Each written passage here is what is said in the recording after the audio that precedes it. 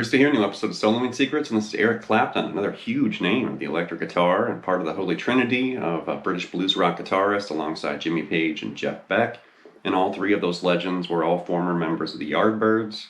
But Clapton's just essential. I mean, his influence and importance with the electric guitar, rock music, blues rock, British blues rock, whatever. I mean, it can't be overstated. I mean, what could I possibly say that hasn't been said thousands of times about Eric Clapton? His influence and importance in music is almost like water. It's essential.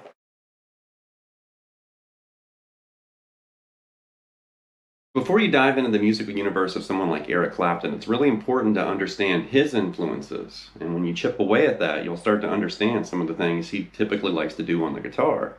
And his influences include people like Robert Johnson, B.B. King, Buddy Guy, and even Jimi Hendrix, too. But here's an image showing some of Eric Clapton's elusive, guitar and music influences.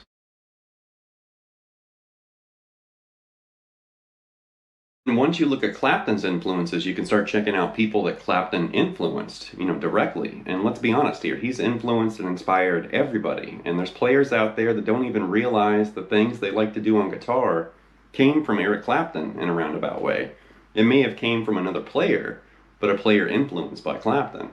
And the big name that most people think of, which, true for me too, Eddie Van Halen loved Clapton. He was hopelessly inspired and influenced by him when he was younger. And I remember reading that in guitar magazines, Eddie Van Halen's talking about Clapton, and the first thing I did, I ran directly to Eric Clapton and started listening to his music. So I've talked about passing the torch, in a recent episode, but here's Clapton literally passing the torch to Eddie Van Halen.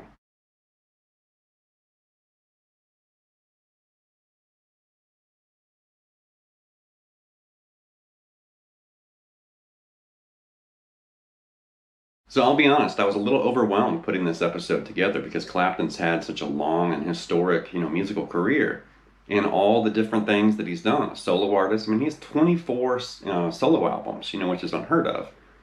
Solo albums and Cream and Derek and the Dominoes and various collaborations. And I mean, it's really impressive when you get in there and start noticing all these different things that he's done. But here's an image with some of my favorite Clapton eras or moments, in his long career. And these are just different periods that really, sparked some, influence or some ideas for me.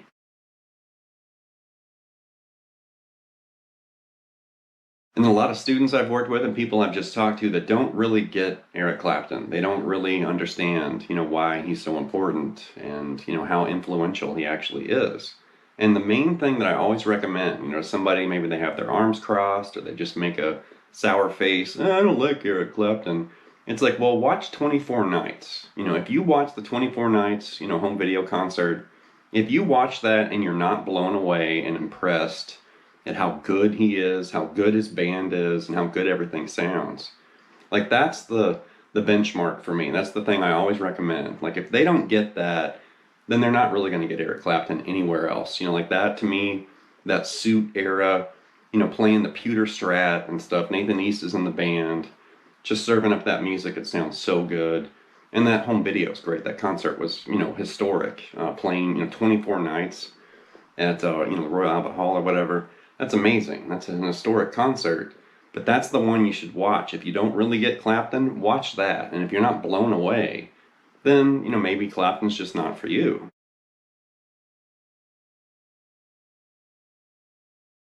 So I did approach the prep for this lesson a little bit differently than how I've approached some of the recent episodes of Soloing Secrets, and mainly because there's so much music. I mean, there's so much surrounding Clapton. I couldn't just, target 3 albums and feel like I had a good sample. I did kind of skim through a lot of his career, but one thing I did reference was the complete Clapton Songbook from Hal Leonard. I mean, it's massive. It's like over 300 pages, over 30 songs, completely notated with tablature and stuff. And this is a great book, so I did refer to this quite a bit.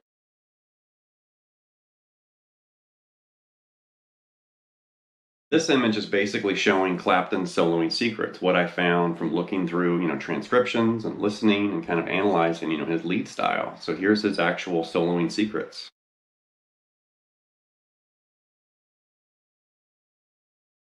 So the opening jam, that was Strange Brewster, me just kind of playing around with Strange Brew from Cream, one of my favorite Cream tunes for sure, that kind of funky, bluesy, kind of hippie jam or something. I don't really know what you want to call it, but Strange Brew is really cool. And that's just a blues in A,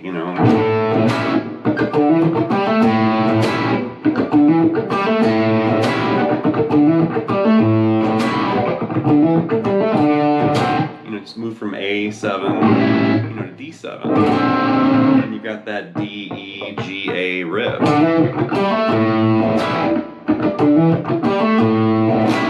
Just moving from A to D, and eventually E too. But then during that opening, solo, it's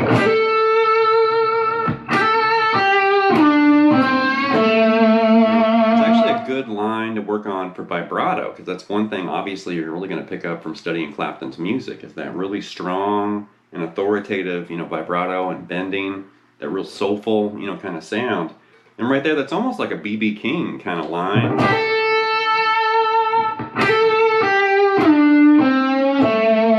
Kind of. I mean, we're not doing the hummingbird vibrato, but...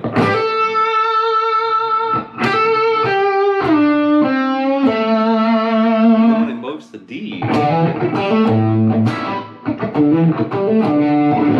it moves to that D7, then you hear the C to that A. So he's actually targeting the chord progression. Over the A, he's moving from G to A, and then when it goes to D, and he switches that to C to A. So it actually fits over the chord. And that's another thing you're going to pick up from studying Clapton's playing style. The way he targets notes and the way he targets, things he plays over chords is really interesting. And there's a little sample of it right there. That G to A over the A chord, and then that C to A over the D, which is really crafty.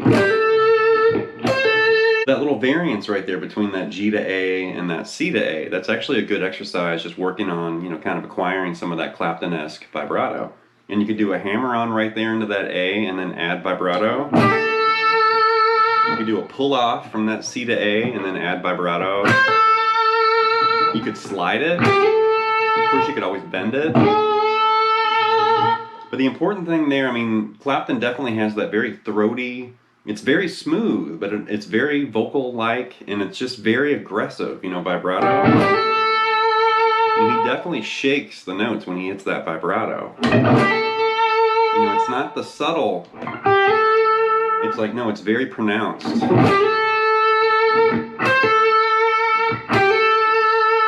you hear that kind of shift sliding.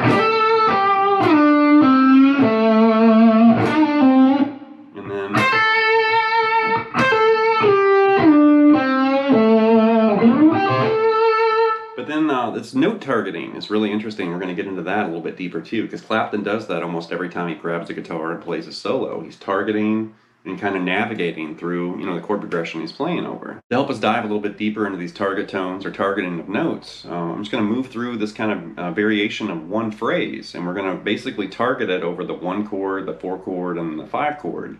And you'll see how we're changing like the final note as far as what we're targeting. So over A, it's like this. And right there I'm ending on A, which is that root. Now let's say hypothetically we move to the 4 chord, which is D, right, or D7. Now Clapton might target it like this. And right there you're targeting that in the major third right there. Or just target the root right there, that D. And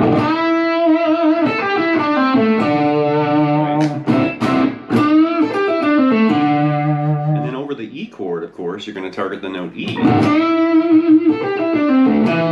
And he loves doing that, where he'll basically come down like out of the box right there. And he's targeting the 5 chord and that E, but it's at the end of that A minor pentatonic lick.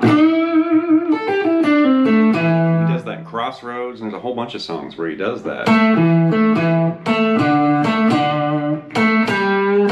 it really just depends on if you're playing over A, or D, or over that E.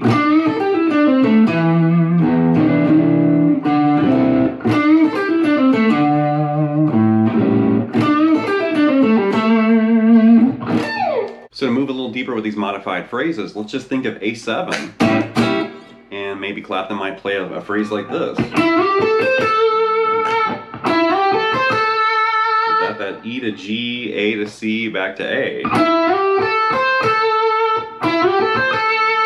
that'd be over A7, the 1 chord, and then if we switch to the 4 chord, you might catch Clapton modify that phrase instead of this, which was over A. When it moves to D, you might hear him shift into that F sharp instead of that G. And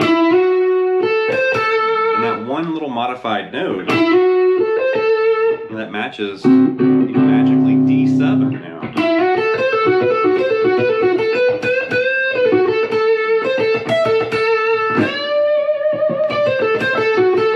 Right? Instead of that G.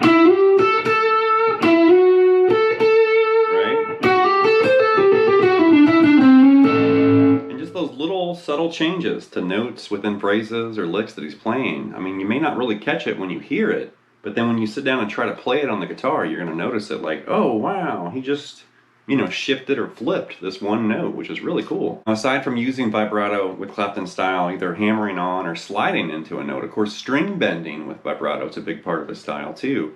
Let's just grab this G and bend that up to an A like this. Grab that really throaty, vibrato on that bend. And obviously think of Sunshine of Your Love right there. That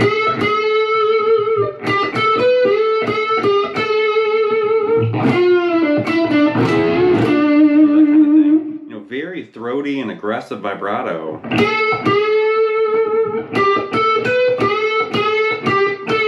I always love that where he's basically manipulating, that one note with a bend or just regularly fretted. But then you're making that melody come to life with just that G note.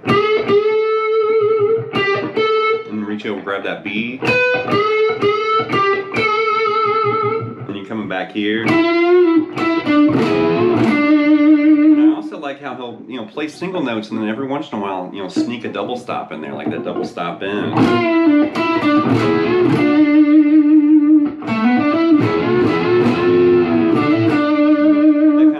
But check out Sunshine of Your Love for more of that, kind of throaty, aggressive vibrato like this.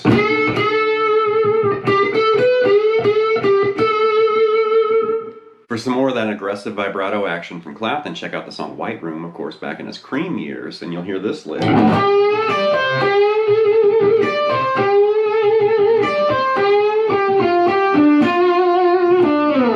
right there you're doing that really wide kind of bending move, bending this G.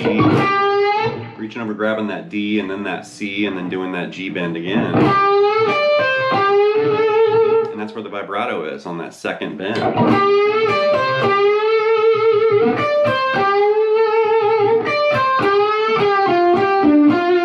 You could also do it this way. I was just kind of doing that bend with one finger there, with my middle finger. You could also do that with your third finger, and then use the pinky right there.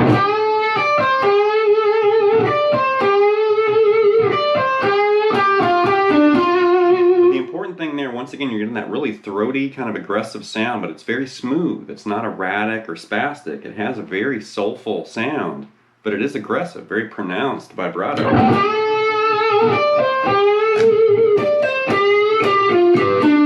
Right?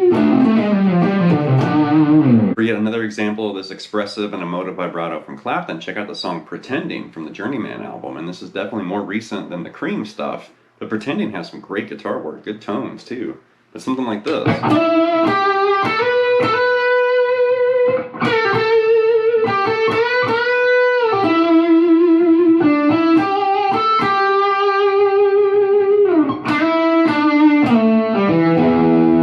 Something like that. So you're just basically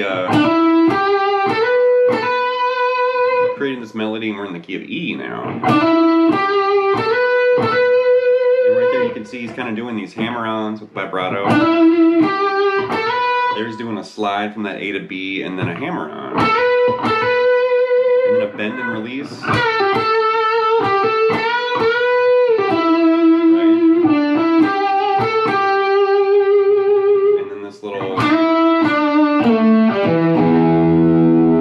Very expressive song, really interesting. That was a hit too. But then this little sliding action, there's Clapton's using a little bit of the Pentatonic Highway, and we've talked about the Pentatonic Highway, and there's a couple episodes in the Scales and Tails series devoted to the Pentatonic Highway, so we're going to hit that next. In that brief section from Pretending, we actually saw Clapton moving from one pentatonic position to another, and that's using the Pentatonic Highway, or what I nicknamed the Pentatonic Highway, this part.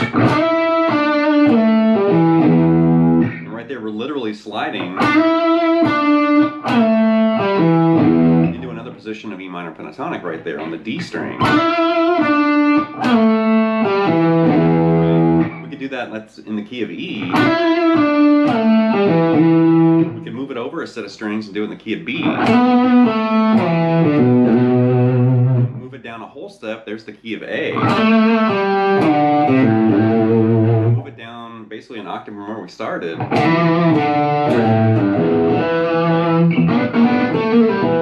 And Clapton loves doing that. So there's a large E minor pentatonic highway right here. And we're going from the low E open all the way to that high E on the 12th fret on the high E string right there.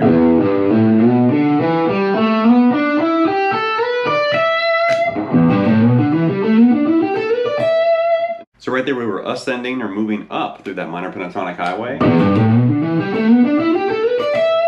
then you can practice descending or moving down. And then you kind of have a choose your own adventure moment here, because when you're starting on that high E and making your way down to that low E open, you could do a couple different things here. You could come down and you could shift with your third finger, like on that B note, like that.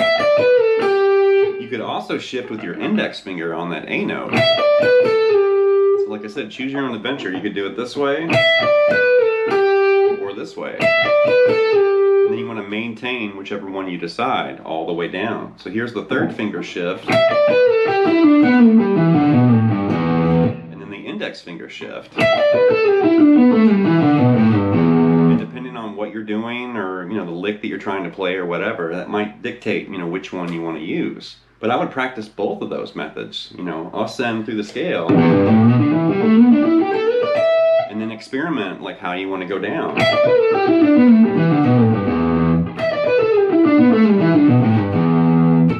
Now keep in mind, it's really rare to see Clapton use that entire highway. Usually he just uses a part of it, and he's moving from one pentatonic position or playing position to another. I just wanted to demonstrate the whole thing, that way you could see it connected and moving, around the fretboard. Right there, if we ascend, through that in the key of E right here,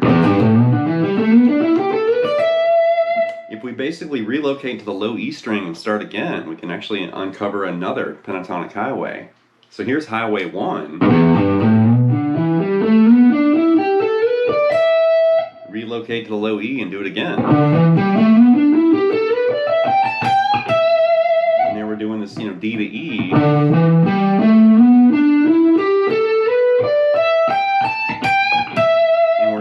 Ending on that E right there. But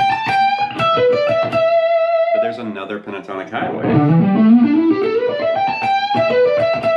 it just kind of opens up, another area on the fretboard. You have access to some of these higher notes, and you might actually want to weave and practice, moving from the lower one and the higher one, and just kind of shift, back and forth. The last thing I'm going to share here are flutters and a flutter exercise, and this is something you're going to hear coming from Clapton quite a bit, but also players like Tony Iommi, Angus Young, Ace Frehley. There's a whole bunch of players that do this. And when you hear, someone that's rehearsed this and they've smoothed it out, it sounds really smooth and effortless, and it sounds great. But then when you're struggling with this and kind of working on it, it sounds kind of clunky. Definitely, you can kind of not have that real smooth kind of flutter action. So the first thing we're going to do here, we're back in the key of A, and I'm basically using A minor pentatonic right here. And what we're going to do is this, and there's the flutter, and right there, it's a really quick hammer-on pull-up right there, that D, E, D. And then we're going to do that all the way down the scale.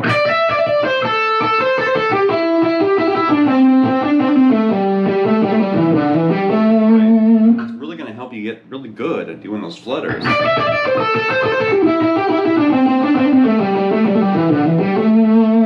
what I want you to do is do it all the way through all 5 positions of the minor pentatonic.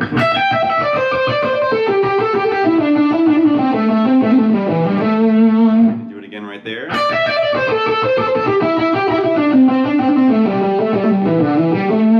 Do it again in the next position right here.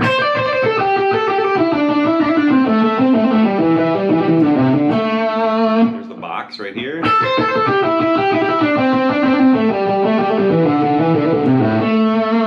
Next shape down.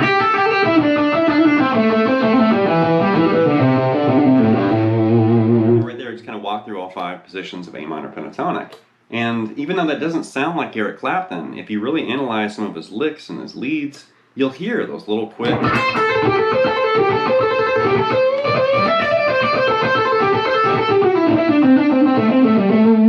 It's almost like this little kind of, I don't know if he actually realizes he does it, but he just kind of puts it in there. It's almost, it's like this kind of extension of something that he's playing, either part of a phrase or a lick, but it's this little thing that he does, and other players do it too.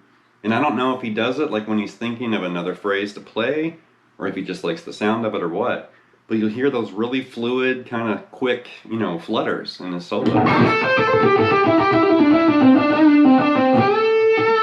going to wrap this episode of Soloing Secrets with this look at Eric Clapton, and I could have sat here and played a million different licks and bending ideas and targeted approaches and stuff from Clapton, because really his phrases, his licks, his ideas, his music is everywhere. It's saturated everything and everybody.